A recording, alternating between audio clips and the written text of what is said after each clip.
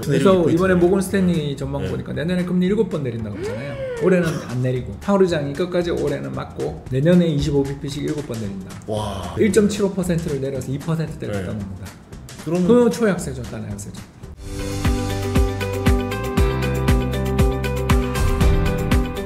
그럼 본격적으로 이제 포트폴리오가 좀 궁금해요. 아까 전에 20% 한국 주식 정리하셨다고 했잖아요. 그렇습니다. 그러면 그 비중을 혹시 다른 데다가 실으신 건가요? 그렇죠. 금 쪽에다가요? 네, 뭐 나스닥, 네. 미국 국채 이런 데 싣는 거죠.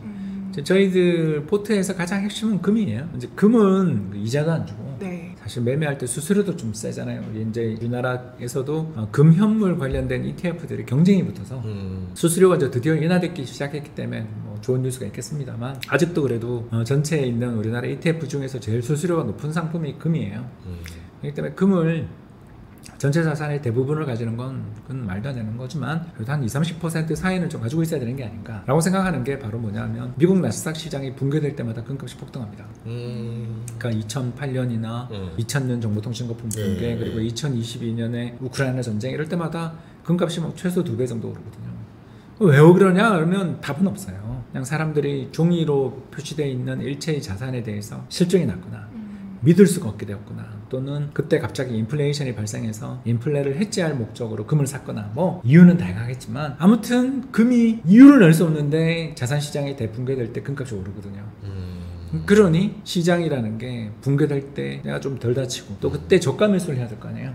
왜냐하면 많이 빠질 때 사야지. 언젠가 이기잖아요. 그렇게 생각하면 우리나라도 그렇고 뭐 미국도 그렇고 PBR 우리는 0.8배, 미국은 뭐 PER 18배 밑에 가면 사면 된다. 이런 게 이제 역사적으로 대충 보이는데 그 레벨 갔을 때 정작 우리가 돈이 없는 문제를 해결하기 위해서 금을 좀 가지고 있는 거죠.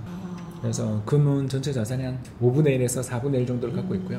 상당히 많이 가지고 있죠. 많이 갖고 있네요. 예, 그리고 이제 자산의 포트폴리오를 조금 더 자세히 설명드리면 전체 자산의 한 40% 정도만 국내에 투자하는 게 어떠냐. 예, 그래서 전체 자산의 한 뭐 예를 들어 1억이다 그러면 4천만 원?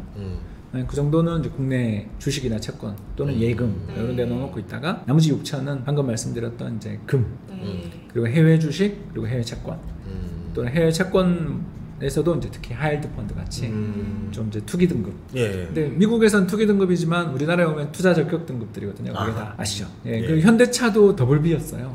테슬라도 싱글 B였어요. 그럴 정도로 굉장히 등급이 미국은 타이트하거든요. 그러니까 이제 거기에 더블 B 등급이나 싱글 B 등급 채권들을 좀 사는 그런 ETF에 이제 투자를 하는 식으로 분산을 하면 대략 이렇게 해서 이제 투자 5분법인데 이 정도로 운용을 하면 연환상 복리 수익률 한 8에서 9%는 나온 것 같더라고요.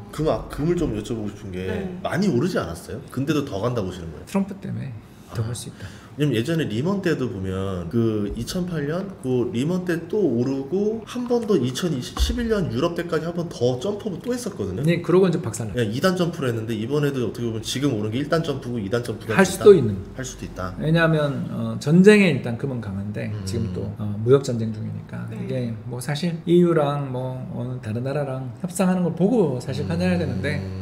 그건 모르겠다. 트럼프가 이번에도 다시 타코 할지 아니면 이 사람이 이번에는 달라 할지 이걸 잘 모르겠다라는 거죠. 그럼 예측이 안 되는 거잖아요. 예측이 안 될 때는 최악의 상황을 대비해서 보험을 좀 가입하자. 근데 이제 보험이 저도 골드 말고 딴 걸 사고 싶은데 일단 실버를 찾아봤더니 금도 위아래 변동이 큰데 실버는 진짜 금 레버리지더라고요. 맞아요. 그리고 추세도 잘 없어. 그래서 또 이제 코인을 알아봤더니 전쟁 날 때마다 박살나더라고요. 그렇잖아요. 지금 코인이 생긴 지가 한 10년 넘었잖아요. 10년 동안에 대충 무역 전쟁부터 시작해서 지난번 우크라이나 전쟁, 이번에 하마스 전쟁까지 뭐 여러 가지 전쟁이 좀 있잖아요. 그럴 때마다 빠지더라고요. 안전자산으로 아직은 아닌 거죠. 그러니까 좀 미래에 이 어려움들을 견뎌내고 나면은 이제 다시 돌아와 거울 앞에 선 그대처럼 이렇게 완숙한 모습을 보이면서 안전자산이 될 수 있겠지만 아직은 택도 없는. 그래서 뭐 굳이 이야기하면 이제 해외 주식 중에 또 일본 주식도 좀 가지고 싶은 게 N 강세가 좀 예상되니까 이런 식으로 포트를 짜면 이게 되게 마음이 편하지 않을까 그렇게 생각하는 거죠. 또 하나씩 여쭤보자고요. 그래서 지금 아까 국채 채권도 얘기하셨는데 이게 예를 들어서 지금 관세가 되면 인플레가 뜨지 않을까요? 그러면 채권 금리가 안 내려오면서 채권 가격이 안 오르지 않을까요? 예, 맞아요. 그래서 싸요. 저희는 가격을 예측하는 게 아니고요.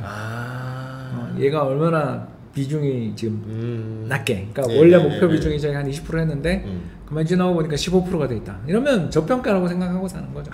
그걸 판단을 하기가 너무 어렵지 않냐. 그러니까 한국 주식은 저도 밸류에이션 열심히 잘하고 굉장히 저는 제 개인적으로 이렇게 생각해 보면 한국 주식 인덱스만 플레이하라 그러면 저는 그냥 충분히 먹고 살 것 같아요. 그렇게 한국 주식은 정말 과열 아니면 패닉밖에 없는 나라라서 투자가 너무 쉬운데 그 채권은 우리가 잘 모르는 시장이고 거기는 참여하는 사람이 너무 많은 시장이라서 미국 국채 시장은 저희도 알 수가 없잖아요. 네. 그러면 이제 그때 우리가 쓸 수 있는 이제 정답이 근접한 게 한 20%는 투자를 해야지. 이게 기축통하고 이게 그래도 또 경기가 만에 하나 불황이 오는 경우는 금리가 내려갈 수도 있잖아. 그러니까 디플레 리스크 이런 거를 했지 않은 정도로는 또 사실 채권이 최고니까.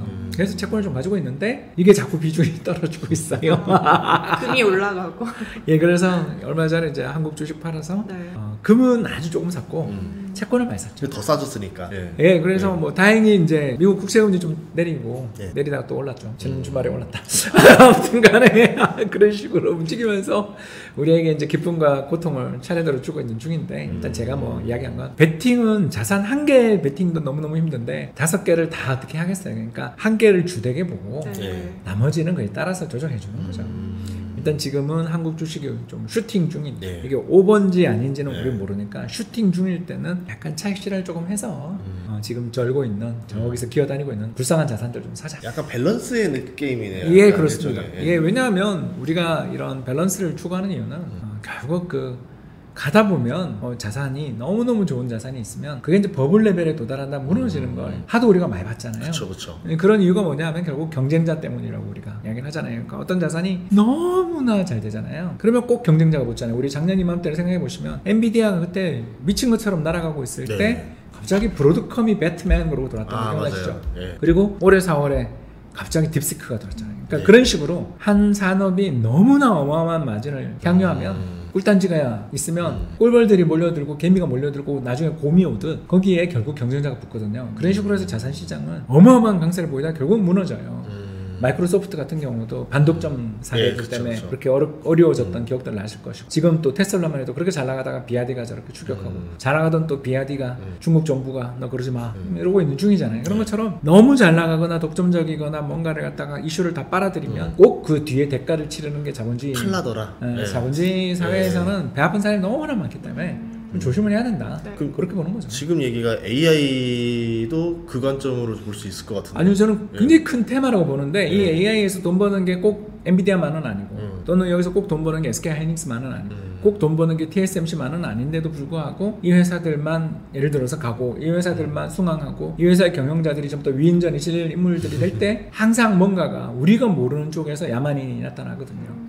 그런 거 우리는 되게 많이 봤잖아요. 그게 이제 전쟁일 수도 있고 예. 테러일 수도 있고 전염병일 수도 있고 새로운 경쟁자일 수도 있고 정치권에서 이상한 놈이 나온 것도 있을 수 있는 거죠. 그거 우린 모른다. 이제 그걸 인정하면 되게 투자가 편하죠. 나 이걸로 대박 부자가 돼야지. 그건 능력되면 하는 거고. 이제 그런 분들은 저희 독자도 아닌 것 같고 저는 뭐 그분들하고 이야기하고 싶은 마음은 없고요. 다만 제가 하고 싶은 것은 시장을 예측할 수 없다는 걸 좀 인정한 사람들, 나의 역량, 나의 능력, 나의 행운은 제약돼 있다.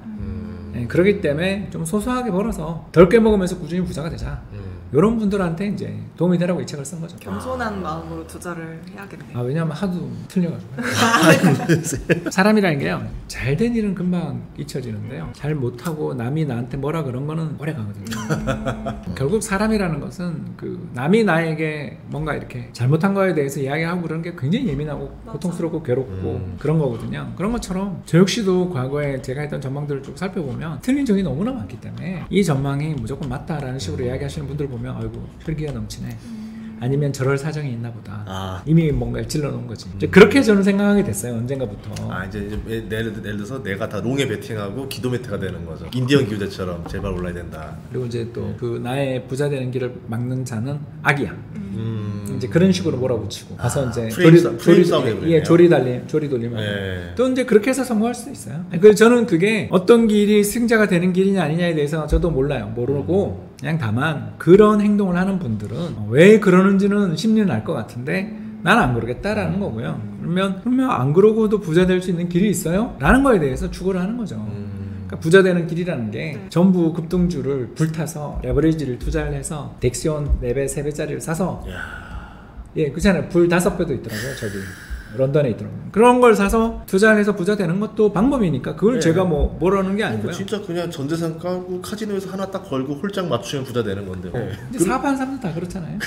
저는 뭐 테슬라를 하고 있는 앨런 머스크를 보고 있어도 저는 완전 도박쟁이다. 왜? 그렇게 부자인데 그걸 또 박박 긁어서 특히 그 뭐죠? 차 생산량이 잘 안 나올 때는 공장에서 자고 막 그러잖아요. 그럼 왜 그러냐 하면 이 사람의 성향이 그런 거예요. 굉장히 강력한 성취 동기를 가지고 있고 그리고 도파민이 성공임이 절어졌기 때문에 더 큰 성공을 찾아서 끝없이 움직이는 그런 사람이잖아요. 그런 분들도 계시기 때문에 그래서 연쇄 창업러라고 하잖아요. 네, 맞아요. 한번 성공했으면 그 돈 가지고 잘 깔고 잘 관리하면 될 걸 계속 창업하시는 분들 많잖아요. 그러니까 제가 그분이 옳다 나쁘다라는 이야기를 하는 게 아니라 저랑 안 맞는다. 그리고 나는 솔직히 저렇게 과거에 저를 돌이켜보면 나는 되게 실적이 나쁜 사람이었다. 그렇다면 전망을 해서 맞추는 그런 쪽의 전략보다는 전략이 틀리더라도 돈 버는 방법을 찾아보자. 중요한 말씀 해주신 게 예전에 제 친구가 주식을 좀 뭐 이렇게 추천해달라 해서 그냥 커피 마시다 했는데 네. 이 말 하더라고요. 나는 3배 레버리지 아니면 도파민이 안 나와서 재미가 없대요. 뭐 그런 분들 꽤 있죠. 돈을 벌어야지 왜 도파민을 찾냐 이러는데 도파민이 나오지 않으면 재미가 없다. 재미가 없으면 투자를 안 한다 이러는 거예요. 예. 저는 뭐 많이 배웠어요. 많이 봤어요? 왜냐하면 그거가 또 방법인 것처럼 보이고 또 특정 섹터 쪽에 계신 분들이 특히 그걸 추구하시더라고요. 요즘에 약간 원달러 환율이 살짝 떨어졌잖아요. 네, 그래서 주변에서도 이렇게 달러를 더 사야 되나 아니면 이미 있으신 분들은 팔아야 되나 고민하시는 분들이 많더라고요. 왜 저렇게 움직이냐면 극단적인 두 가지 시나리오밖에 없어서 시장 변동성이 큰 거야. 첫 번째 시나리오는 뭐 다 아시는 것처럼 트럼프가 달러를 약세로 몰고 가서 미국은 이제 국가 부도가 날 거야 라는 쪽에 이제 이번에 운용을 잘못하면서 책만 쓰는 아저씨가 레이 달리오라고 있는데 요새 거기 수익률 엉망이거든요. 아 그래요? 네. 아무튼 자기 말대로 그냥 올웨더 하면 경제 전망 그런 거 안 해도 될 텐데 왜 책을 그렇게 많이 내는지 그 사람 잘 모르겠고요. 아무튼 책 내용도 이상해. 부채 사이클 이야기를 막 하는데 그건 하워드 막스가 다 했던 이야기인데 왜 그렇게 갑자기 성공한 다음에 책을 써서 하는데 그때부터 전망이 틀리더라고요. 그래서 난 그러지 말아야 되겠다. 레이 달리오의 이제 이야기대로라면 이제 미국은 망하는 거고요. 근데 이제 저는 그 전망이 일리는 있는데 미국 망하고 나면 세계는 더 망해서 달러가 초강세 가는 거 아니야? 그러니까 미국이 망하면 딴 데는 더 망하잖아요. 그쵸. 그래서 세계 경제가 다 망하면 오히려 미국 달러의 지위는 더 커지는 거죠. 결국은 2008년처럼 되는 거 아니에요? 예. 그래서 또 반대편에는 그러니 달러가 강세로 가지 라는 사람들이 있는 것 같아요. 이 양극단의 전망들이 있다 보니까 금융시장에서는 좀 차트에 여기도 있지만 달러 환율은 되게 많이 떨어지고 있지만 그러니까 신흥국 대비한 달러 환율은 좀 안 떨어졌거든요. 그러니까 무슨 말이냐면 선진국 대비해서는 달러가 좀 약세인데 신흥국 우리나라만 하더라도 당장 달러 환율이 1360원 되게 높은 수준이잖아요. 그쵸. 그 우리가 그 97년 외환위기 이후 평균 환율이 1150원인데 거의 한 200원 높아요. 이 정도로 높게 형성된다라는 건 결국 두 번째 가능성. 경제 위기 발생하면 달러 사야 되는 거 아니야? 에 대한 그런 공포들이 좀 있는 그래도 거. 달러다. 네, 그래서 이 차트가 참 재밌는 차트인데 아무튼 달러가 약세로 갈 때 우리 시장은 좋아요. 미국보다 우리 퍼포먼스가 좋아집니다. 네, 돈이 들어오기 때문이죠. 그렇죠. 네, 그렇기 때문에 일단 달러가 더 약세로 간다. 일단 당장 우리한테 나쁜 신호는 아니다. 시장을 좀 더 저는 긍정적으로 볼 필요가 있다. 꺾이기 전까지는 이 방향은 계속 간다라고 보는 거네요. 일단 추세가 지금 계속 형성돼 있을 때는 그래서 저는 아까도 잠깐 이야기했지만 우리 한국 주식을 미워서 판 게 아니라 레밸런싱한 거다. 시장이 끝났다고 생각하지 않는다. 저는 연말에 충분히 우리나라 수출 통계 따라서는 3,500도 얼마든지 갈 수 있고 미래 5,000도 가능하다고 생각하는 이유는 달러 약세 때문이다. 수급이 좋아지고 있다. 수급이 좋아지고 있을 때는 뭐 그렇게 시장에 큰 걱정 없다. 악재가 있더라도 잘 소화될 수 있다. 다만 이제 저게 극단적인 공포, 극단적인 어떤 불황에 대한 공포 이런 걸로 인해서 달러의 초강세가 출현할 때는 정말 조심해야 된다. 그래서 저는 달러를 좀 가지고 있다. 보험 삼아. 이게 무서워서 어떻게 될지 모르겠어요. 그럼 달러보다 엔이 낫지 않아요? 그렇죠. 근데 이제 문제가 N의 자산의 수익률이. 그러니까 이제 어디 투자를 했을 때는 캐리를 한다고 그러거든요. 그러니까 끌고 간다. 포지션을 끌고 간다는 뜻인데 포지션을 끌고 가려면 수익이 좀 있어야 돼요. 일드가 있어야 되거든요. 일드가 뭐냐면 이제 배당이 됐든 이자가 돼야 되는데 일본은 다 약하잖아요. 은행 이자율이 0.5%고 배당 수익률 높다 그래봐요. 사실 그리고 니케이 지수 42,000, 43,000 역사상 최고치 뚫고 지금 박스권 헤매고 있는 중이니까. 물론 저는 일본을 좋게 보니까 일본 아까 투자한다 그랬지만 미국을 대체할 수 있느냐라고 이야기하면 일드 면에서 좀 부족함이 있죠. 미국은 당장 예금 금리가 4.5인데 비교가 안 되잖아요. 5%, 4% 차이. 이런 차이들 때문에 일본보다는 미국 비중이 더 크다. 해외 자산을 투자하지만 그 자산 내에서의 비중은 일본보다는 미국이 한 5배 정도 가지고 있다. 이렇게 생각할 수 있는 되겠습니다. 지금 연준에서는 약간 금리를 인하할 생각이 없어 보이긴 하고 지금 미국도 금리로 치면은 높은 편이잖아요. 세계랑 비교했을 때. 그래도 약달러가 계속 갈 수 있죠. 왜냐하면 파월 의장님 이제 임기가 내년 10개월 정도 남으셨으니까 그쵸, 내년 이제 5월로 끝나는데 네. 이미 그 밑에 있는 연준 이사 한 명이랑 부의장이 7월 금리 인하해야 된다고 대놓고 이야기하고 파월 의장이 바로 상원 청문회 가가지고 나는 추워도 그런 거 검토 안 한다고 바로 박살내잖아요. 이런 거 보면 알겠지만 차기 연준 의장 자리를 노리고 지금 줄 서는 게 트럼프가 원하는 발언 해주면서 저예요. 네, 그렇죠. 그리고 아. 연준 의장 시켜주시면 제가 뜻대로 잘하겠습니다. 그런 걸 하고 있는 중인 거죠. 또 제가 공무원 출신이니까 저도 솔직히 그 관점으로 봤단 말이죠. 확실히 이게 관치 한번 계셨던 분들이 발음만 봐도 보이잖아요. 네, 줄서기죠. 이제 그래서 지역 연준 의장들은 웃기고 있네 그러고 있고 7명의 연준 이사는 대통령이 임명하니까 그래서 19명이거든요. 그 19명의 FOMC 멤버 중에 7명은 아무튼 대통령이 의회 동의를 거쳐 임명하는 사람들이니까 지금은 상하 양원을 장악하고 있고 이거는 뭐 트럼프 대통령이 임명하면 무조건 되는 거거든요. 그럼 이 상태에서 금리 인하를 한다는 얘기네요. 아니 그러니까 파월 의장님은 맞겠죠. 네. 막다가 뚫리지 않겠나. 다 그쵸. 그렇게 보는 거죠. 네. 그래서 뭐 7월에 한다 그랬다가 9월에 한다로 좀 딜레이 된 정도지 예. 하긴 하는 거 아니냐. 그러면 트럼프가 원하는 만큼 내릴 거 아니에요. 나중에. 그거는 이제 내년에는 그렇게 되겠죠. 그래서 이번에 모건 스탠리 전망 보니까 내년에 금리 7번 내린다고 그러잖아요. 올해는 안 내리고 파월 의장이 끝까지 올해는 맞고 내년에 25bp씩 7번 내린다. 와. 그럼 어떻게 되는 거예요? 1.75%를 내려서 2%대를 갖다 놓는다. 그러면 초약세죠. 달러 약세죠. 우리 입장에서 굉장히 좋겠지만 그쵸. 네. 인플레이션 문제는 어떡하려고. 그러니까요. 그 연준 의장이 이제 역시 역대 연준 의장들의 그 징크스가 있거든요. 바뀌자마자 사고 쳐요. 역대 연준 의장은 모두 바뀌자마자 사고 쳤습니다. 86년 그린스펀이 바뀌자마자 87년 블랙먼데이 기억나시죠? 예. 그리고 난 다음 쭉 잘하다가 2006년에 역시 버냉키한테 물려주자마자 글로벌 금융위기. 네. 그리고 옐런한테 물려주자마자 테이퍼 텐드럼. 그 다음에 파월한테 물려주자마자 크리스마스 때 폭락했거든요. 그래서 연준이 바뀌는 해, 연준 의장님이 바뀌면 그 다음 해 거의 시장이 한 차례 굉장히 문제가 생기거든요. 그게 왜 그러냐면 앞에 있었던 사람이랑 뒤에 사람이랑 결이 다른데 그쵸. 시장 참가자들이 그 결을 읽지를 못해가지고 왕장대다가 터뜨리거든요. 좀 발작을 좀 하는구나. 예. 그런 게 이제 내년에 있죠. 그래서 올해가 그걸 미리 땡겨서 이렇게 걱정들이 이렇게 많은 거죠. 그래서 저는 올해는 한 해 열심히 뭐 벌고 빠지고 했지만 지나고 보면 썩 그렇게 만족스러운 수익은 안 나는 해다. 좀 위험 관리가 필요한 해다라고 보는 입장인 거죠. 조금 더 이제 그 만약에 진짜 그게 돼서 내년 이후를 얘기하자면 그러면 금리는 내리는데 인플레는 올라가는 상황이 되면 그러면 이제 큰일 나는 거죠. 왜냐하면 안 되는 거잖아요. 그렇죠. 그 파월 의장님이 2022년에 했던 것처럼 드리프트. 그러니까 예. 추돌 사고 후 후진. 예. 이제 그런 일이 벌어지면 이제 시장이 큰일 나는 거죠. 그럼 이제 금리 인상 모드로 돌아서야 된다는 거죠. 그러면 올해보다 내년이 더 나쁠 수 있죠. 저는 뭐 근데 너무 생각이 싫네요. 생각이 싫죠. 왜냐면 그때 트럼프 의자가 금리 올리지 마라. 인플레 터져도 상관없다 이러면서 그냥 이 상태로 가면 이것도 사고고 올려도 사고고. 그래서 이제 파월 의장님하고 트럼프가 좀 형들이 좀 잘 지냈으면 좋겠는데 둘이 완전 원수라. 어떻게 보면 트럼프가 진짜 주변 사람들 그 앨런 머스크하고 저런 거 봐도 그렇고 파월 의장도 사실 지가 자기 말 잘 듣는다고 임명했는데 저렇게 된 거 보면 트럼프가 뭔가 문제가 있는 인간이라는 건 우리 다 알잖아요. 근데 정상인들이 옆에서 고생하는 것 같고 근데 파월 의장님도 이제 점점 저희들 약간 안 좋은 말로 곤조라는 게 생겨가지고 고집이 생겨가지고 9월에도 금리 인하 안 하면 시장이 또 한 번 그때 출렁거리지 않을까 싶은데 일단 그때는 하시겠죠. 설마. 정말 후임 연준 의장한테 너무 큰 짐을 떠미는 거잖아요. 계속 동결하다가 버리면. 그래서 그 전에 한번 해주시는 게 좋을 것 같은데 모르겠습니다. 그러니까 어떻게 보면 지금 내년쯤에는 아서번즈가 탄생할 수 있다. 충성파들 쭉 줄 세워서 하는 걸 아서번즈라고 부르는 거죠. 네. 그러니까 역사상 최악의 연준 의장이 닉슨 네. 대통령 시절에 연준 의장님이셨는데 이분이 그 하도 닉슨이랑 사적으로 너무 친하셨던 거예요. 그래서 주변에서 전했던 이야기로 네. 보면 내년에 대통령 선거니까 올해부터 경기를 붐업해야 되겠지, 금리 내려, 이렇게까지 했다고 해요.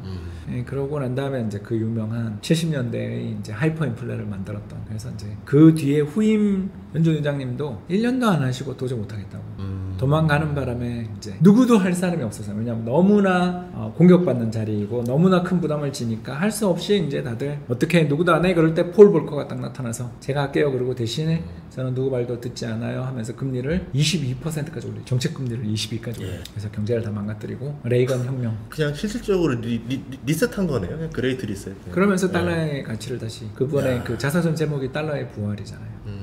달러의 가치를 내가 다시 살렸다. 그러니까 긍정적인 거를 본 거죠. 부정적인 거는 당연히 이제 장기 불황, 특히 예. 그 금융시장은 엄청난 호황이 됐을지 모르지만 이제 구조조정의 시대가 열리는 이제 그런 것들에 대해서는 또 면피를 좀 하시죠. 들어보니까 이제 이제 우리가 좀 잘 대비를 해야 되겠다. 포트폴리오 잘 짜서. 네. 그러니까 너무 우리가 한쪽으로만 될 거라고 확신하지 말자. 예, 어떤 일이 어떻게 나올지 모르니까 항상 좀 겸손하게 잘 대응을 하자. 이렇게 마무리 지으면 좋을 것 같습니다. 저도 새로운 관점에서 생각해 볼 수 있었던 너무 좋았던 시간이었고, 항상 이제 코스피가 요즘에 너무 장밋빛이다 보니까 오르는 측면에서만 생각을 했는데 정확하게 예측은 누구도 할 수 없다. 이 교훈을 좀 얻게 된 것 같습니다. 예, 오늘 너무 출연해주셔서 감사합니다. 감사합니다. 예, 고맙습니다. 예. 감사합니다.